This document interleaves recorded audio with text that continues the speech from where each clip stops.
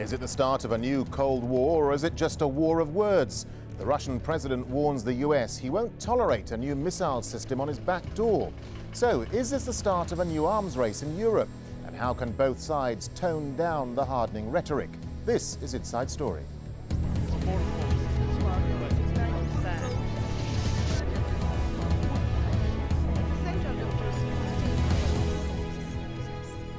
Hello, I'm Darren Jordan. So, is it a war of weapons or a war of rhetoric? Russian President Vladimir Putin says Russia will go back to its Cold War stance and aim missiles at European targets. That's if the United States goes ahead with a plan to build a missile defense shield in Eastern Europe.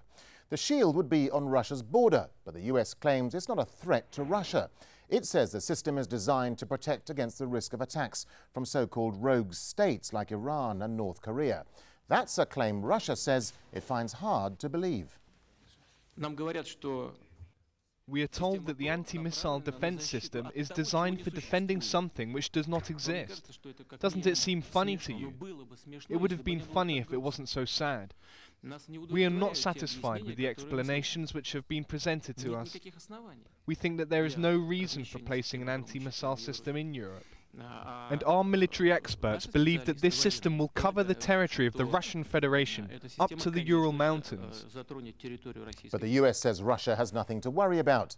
The Americans say the shield would be no match for Russia's ballistic missiles.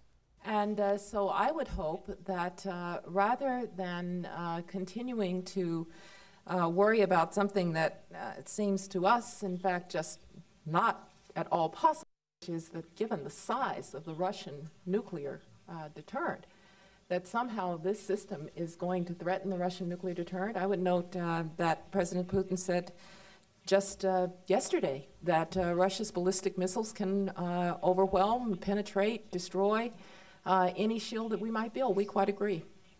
So what exactly is the US missile plan? Well, Washington wants to put 10 interceptor missiles in Poland to shoot down any missiles fired by Iran or North Korea. The missiles would home in on information provided by tracking stations based in the Czech Republic and a radar station based at a secret location in Georgia. The US hopes the system will be operational by 2013. Well, with President Bush due to arrive in Prague on Monday, Czech demonstrators are promising to give him a noisy reception. Jonah Hull has been finding out how the Czech people feel about being caught in the middle. Living on the edge of the danger zone. That's how villagers in the Czech Republic feel, their homes a stone's throw from the heavily forested possible future site of a US missile defense radar. That's if the Czech government approves Washington's plans. Locals voting in an unofficial village referendum are overwhelmingly against. Some think the radar will pose a health risk. I don't trust it'll be safe, she says. This woman says she's afraid of attack from other countries because of it, countries like Russia.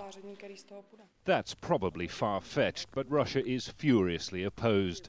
Its recent ballistic and cruise missile tests a worrying sign as President Putin warns the US is stirring a new arms race, even warning Russia may aim its missiles at targets in Europe if the American plans go ahead. Russia dismisses US claims the system is designed to ward off a nuke threat from Iran and North Korea. The powerful Czech opposition tends to agree. We know the ballistic threat from these countries doesn't exist, so it makes no sense to be dealing with it. If it exists in the future, then we can deal with the problem. Hardly known as a nation of protesters, thousands have come out to do just that. Recent polls indicate 61% of Czechs don't want a US military presence in their country. But there's no immediate sign the government is preparing to listen. As President Bush comes, more and more serious debate about missile defense here will take place, and that's what we need, because frankly, Czech government is now chasing the camp, pretty well organized camp of people who are in disagreement with this, who don't want it here. Echoes of the past may partially inform the public debate. Czechoslovakia, as it then was, suffered under decades of communist rule, even enduring Soviet occupation in 1968. Hundreds of thousands fell victim to the communists. A haunting memorial stands in their name, A reminder also that there's something to be said for choosing friends carefully now. Based on the alleged threat of another global confrontation, it's clear the government wants the Czech Republic firmly on sides with the United States. What isn't clear is whether that threat actually exists, and whether the government's motivation isn't so much about securing America's protection as its custom. Prague is a magnet for tourists, and the Czech psyche seems more geared towards future prosperity than the threat of future war. But as the good times roll, it may be that keeping the trade and tourist dollar flowing means playing America's tune. Jonah Hull, Al Jazeera, Prague. Well, joining us now are guests from Moscow, Dr. Pavel Felgenhauer. He's a leading defense analyst and columnist for Novaya Gazeta. From Washington, Dr. Charles Kupchan, a professor of international relations at Georgetown University. And from London, Dr. Ian Davis, co-executive director at the British American Security Information Council. Gentlemen, welcome to the programme. Charles Kupchan in Washington, let me start with you, if I may. Why do you think the Russians are opposed to this missile system? Do they see America as encroaching on their doorstep, perhaps? Well, I think that Secretary of State Rice was technically correct in saying that 10 interceptors in Poland will make no difference to Russia's missile force or its deterrent capability. There's no question about that. But I think the Russians feel that over the course of the last 10 or 15 years, after the collapse of the Soviet Union, the United States simply hasn't accorded Russia the respect or sensitivity that it deserves, rolling NATO up to its borders, pulling Central Europe out of the former Soviet bloc, taking Ukraine and Georgia, countries that Russia sees as part of their sphere of influence, and moving them in a pro-Western direction. So I think that it's Putin a sense that Russia isn't given the great power status that it's deserved. They've got oil income, he's centralized power in the Kremlin, and right now I think the Russians are pushing back, and they're using the missile defense issue as the main focal point of that call to say, hey, stop pushing us around. All right, well, let's get the view now from Moscow and join Pavel Felgenhauer. Russia recently tested a new ballistic missile in response to the US anti-missile plan. So do you think this is the start of a new arms race in Europe, perhaps? Well, the new missile is not that new. Basically, it's a rebranded Tupolev missile with multiple warheads. And it's not really the beginning of an arms race, because Russia right now and its defense industry are not ready for an arms race to produce the thousands of missiles that the Soviet Union produced. Actually, according to Russian existing plans, up to the year, from today to the year 15, will produce about 100 new intercontinental ballistic missiles. At the same time, 440 old intercontinental ballistic missiles will be scrapped. And that's not really an arms race, that's, I would say, a disarmament. And actually, the launch was not directly linked to the missile defense plans, because it was, of course, planned much before than these plans were announced. Well, let's get the view from Europe and join Ian Davis in London. I mean, how does Europe view this spat? Is it an indication of wider problems, perhaps, between Washington and Moscow? I think it probably is. The most European leaders have been keeping their powder dry on this question, and Merkel has spoken out against it, so has Kurski, and they've both indicated that any solution needs to be a common EU or a NATO-led solution. But part of the issue here is that we were looking at something that's rather faintly ridiculous on many levels.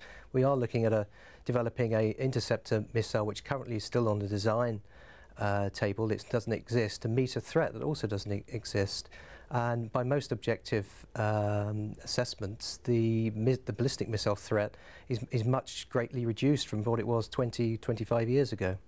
I want to just put that point to Charles Kupchan in Washington, because Russia says that Iran and North Korea don't have the missiles that this system is supposed to shoot down. Ian Davis in London there just said that the threat is non-existent. So where is this threat coming from, do you think? Well, I think the North Koreans are more advanced than the Iranians, both in the sense that they've tested a nuclear weapon and that they have long-term missile capability. That doesn't mean that they could put a nuclear warhead on a missile. Iran certainly cannot do that and won't be able to do so for quite some time.